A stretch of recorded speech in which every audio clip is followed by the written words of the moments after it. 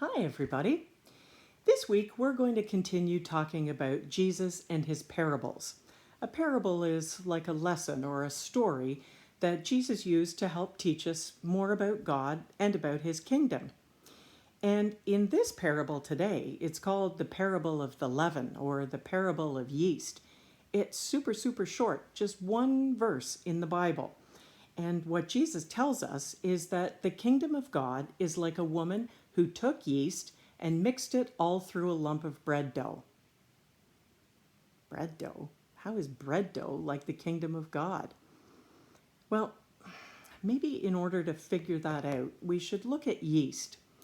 Now, I didn't have yeast in my cupboard this week, and I couldn't find any in my grocery store. It's really hard to find right now. But I do have a picture of yeast. And can you see these grains?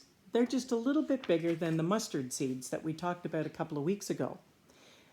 Now, you need yeast if you want to make bread. Well, that's true to a point. You don't need it. You could use a tortilla shell like this, which is super thin and flexible. And this is kind of like bread that an elephant sat on and squished, right? But I like my bread soft and fluffy. And just between us, I really like white bread, especially for a sandwich of peanut butter and jam or peanut butter and banana. I love it. I also really like rolls like this. Great big thick rolls. Oh, awesome. Now, in order to make these things, we need to add yeast to our mixture. So if your mom or if you were going to make a loaf of bread or some buns one time, you would mix your flour and your water and you would mix yeast into the mixture as well. And the thing about making bread is that you have to knead it. You have to kind of squish it all together so all the parts get melded together. So you don't want like a big clump of flour here and a clump of yeast over there. You have to knead and work it until the yeast is spread throughout the dough. And no part of the dough is left unaffected by the yeast. The whole dough rises together like this. Well, that's a little bit like the kingdom of God, because the kingdom of God is all through the world, and anybody that's been touched by it is affected by it, and we're affected for our whole lives. The other thing about yeast is here we see the grains of yeast, but once we mix these into our dough mixture, the yeast is kind of hidden. We can't see it anymore.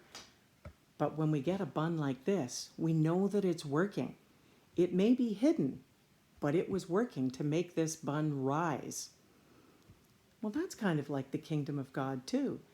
Sometimes when things in the world aren't really going very well, we can think that maybe God isn't there. We can't see him. He's hidden.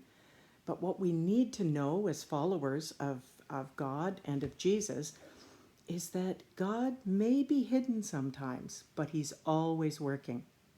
He's always working to look after you and me. And that's a pretty comforting thought, I think. So this week, when mom or grandma or whomever, or maybe you make your own sandwiches, and if you do, and if you're enjoying a sandwich someday, I want you to think about yeast and how important it is and how it's like the kingdom of God. No part of the dough, no part of you is left unaffected once you're touched by Jesus and God. And although it may be hidden, you can't see the yeast, and we can't see God necessarily all the time, but know that he's working for you and for me. And you have an awesome week. And enjoy your peanut butter sandwich.